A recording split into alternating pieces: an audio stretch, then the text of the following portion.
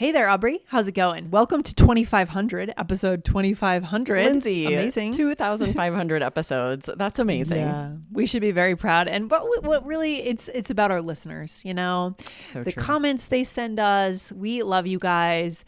And we're going to keep going for another 2500 or more. So we're here for you. Absolutely. Aubrey, we're answering a great question today. We get so many good questions. Keep them coming, guys, for another 2,500 episodes. Exactly. Aubrey, I do have a question to start off today. You ready? Yeah. So have you ever been in a situation where you had to get out by any means necessary? Yes. So when I was in high school, I got locked inside a hallway where like the classroom exited into this little hallway, and it was on a Saturday. I was actually judging a debate tournament at another high school. I was a senior, and I realized the classroom doors had locked behind me, and the exit out into the parking lot had a chain on it. It was like locked because it wasn't the main, it was like a back entry. So I was stuck there. And the classrooms that I had come through, no one was in. So I'm like pounding on the door. No one could hear me. So I started, I didn't have much, but I was trying to break the glass on to get out because I was stuck in there for like 5 hours. 5 hours? No one had cell phones at the time. I didn't have a phone. Of course not. So no one knew where I was. And I was just trapped there. And I was willing to get out by any means necessary. If I had had the means, I probably would have started a fire and burned down the building. And did someone eventually just come in? Yeah, finally someone came. I saw them in the parking lot. And so I'm like pounding on the door, and they came up, and I was able to tell them I'm trapped, and they couldn't get through the chain, but they were able to go around the front and let me out. Luckily. Oh, that's quite a story. It was crazy. Yeah. Oh my gosh. I have a fear that I'm going to get locked in a bathroom. When I use public bathrooms, I have this weird fear that I'm not going to be able to open the door, to get out. And so then you have to go down and shimmy underneath. Yeah. I always imagine it. I do. It's just a neurotic fear that's just recurring all the time. Just getting trapped anywhere. Not good. Okay. So that kicks off our question. This came from YouTube. Guys, don't forget this podcast is on YouTube. So check it out. It's a big episode, 2500. So go subscribe on YouTube to celebrate the anniversary. Yeah? Yes, absolutely. So this is from Benestabier, and they said, "Hi, Lindsay, Michelle, and Aubrey. I'm a big fan of your podcasts. A little while ago, I came across the phrase, 'by any means necessary.' It really caught my attention, and I'd love to start using it in my conversations.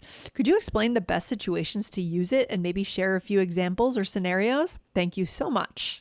Beautiful. Such a good question. Yeah. And my example is one of the few, because this is very extreme to say you'll do something by any means necessary, right? It's a willingness to use all available tactics or strategies or methods to achieve, your goal, your desired end, even potentially using violence, destroying property, right? Because you were pounding on the window. Yes, if I had something, I would have broken the window because I thought I was going to be in there forever. I'm like, no one's ever going to know where to find me. They're going to call the police. So how quickly did panic set in for you there? It sounds like you might have been panicking a little bit. Like, did it set in right away? I'm curious. I think it was, I don't know that I really panicked. I was really bored. All I had with me were my SAT prep materials. So I was like studying for the SAT for hours. So I don't know if I really panicked. Maybe I did toward the end. After a few hours, I was kind of panicking, and I was seeing if there was anything. I was like, I remember hitting the windows with my books, which was totally not, it was less effective. There was no breaking glass with those books. Yeah. So by any means necessary, you had to get out of there. Here are a couple of sample sentences. I will get front row tickets to that concert by any means necessary, even if I have to camp out overnight in the rain. Yeah. So this is interesting. We'll use it this way. We'll say by any means necessary when we don't really mean it. Like, we might be willing to camp out overnight in the rain, but we're not going to like break the law or be violent. So we'll say by any means necessary when we not really. You're being you're exaggerating a little bit. Yeah, for sure. What else? You might say, he always cheats at games. He wants to win by any means necessary. So I'll say this, and I just mean he's willing to cheat, right? He wouldn't really do anything. Yes, exactly. And there are some people like that. They're so competitive that they just cheat. And I hate that. I know my brother's like that. You have to watch him. He'll cheat. Yeah. Jeez. He's getting better as he gets older. When we were kids, he was a huge cheater. Oh, interesting. Okay. Now he's getting a little more tactful of when he can cheat and how to Yeah, cheat. or maybe right? he's just more careful, so he gets away with it better. Maybe. Let's see. Number 2, next one, at all costs. So very similar. This is no matter what the price or the sacrifice, the goal must be achieved. So same idea. Exactly, right? Very similar meaning. You might say she was determined to win the championship at all costs.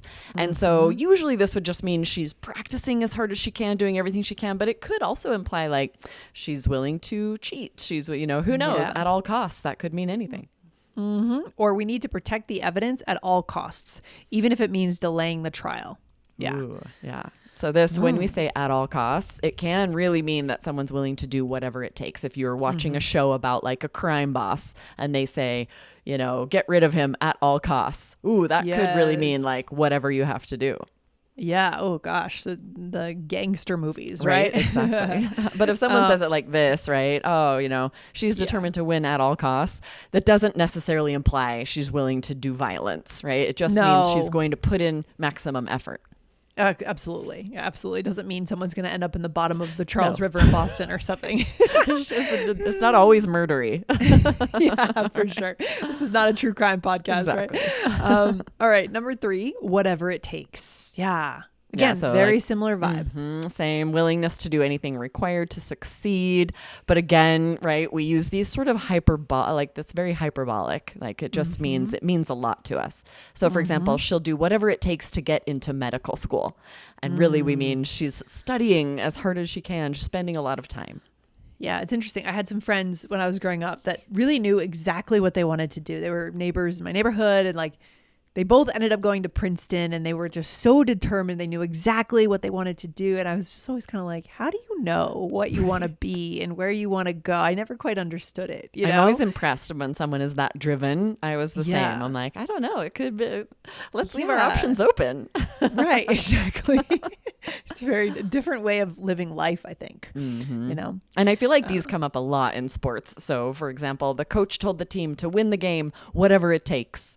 And so this can happen if a coach is recommending more like underhanded techniques. Maybe if it's basketball, you're intentionally fouling. This does happen where sometimes when people are getting competitive, they're willing to use sneakier tactics. Right, like maybe in hockey, the checking thing. Right. I don't know if they can do that anymore. I think in men's hockey they can. Yeah, sometimes you can get away with it if you're a little sneakier, right? For sure. And then no matter what is on the same vibe. An action will happen regardless of obstacles or consequences. This is the most down to earth way to say it, isn't it? Absolutely. And it's often more positive, right? Someone might say, I'll support you no matter what. And it's a little more general often, right? We're not getting into, we're not saying, I'll do whatever it takes. It's just like, no matter what, I will always support you. Yeah, it feels like it's the most accessible. It's the one I usually use. Me too. I use it the most too. Idiom. Yeah. It's the one that's just available most often for some reason, linguistically speaking.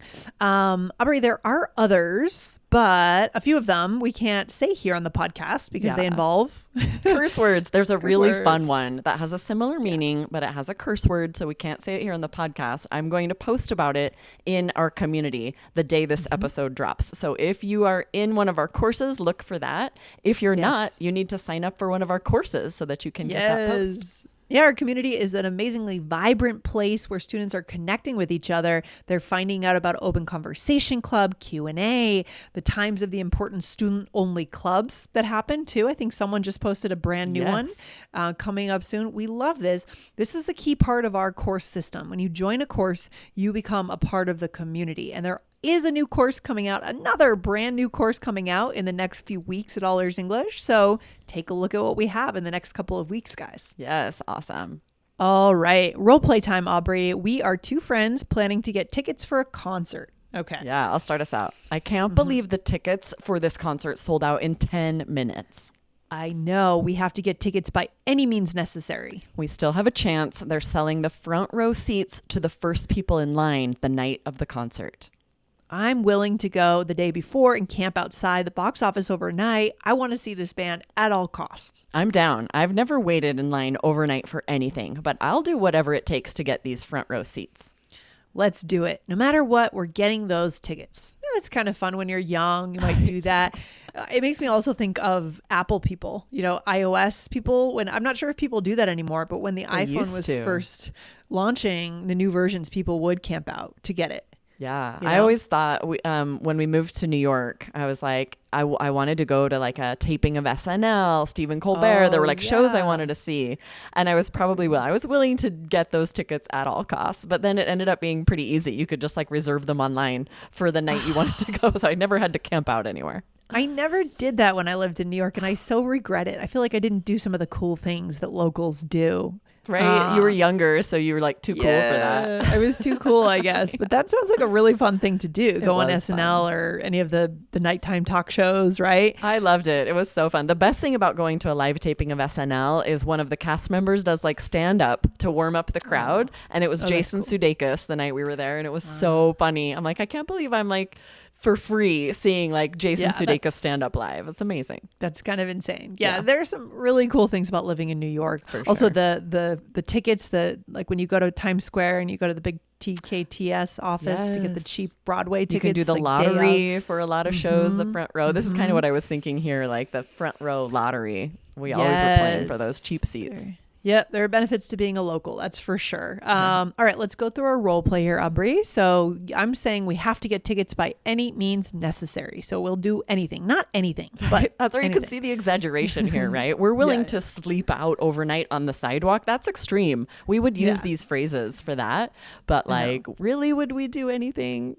There's actually a really funny song. I don't know if you ever saw Flight of the Conchords, where he writes this song for a girl and he's saying, I would do anything for you. And his friend kind of calls him out. He's like, would you really do anything? So he changes the song where he was like, I would give you a ride to the airport. He like starts listing things he actually would do. It's really funny. I love that. That's awesome. And then what was the next phrase that was used here? So then you said, I want to see this band at all costs. So it's just another interesting way of saying, I really want to see them. I'm willing to camp out to get these tickets. Yeah, I can't think of any band that I'd be willing to camp out for, honestly. I don't know. I'm too old for that. I can't do that anymore. I don't like concerts that much anyway, but often the tickets are too expensive. If they sell out quickly, I'm like, oh, bummer. I'm not a huge concert person either. I feel like you have to stand a lot, which then I get tired.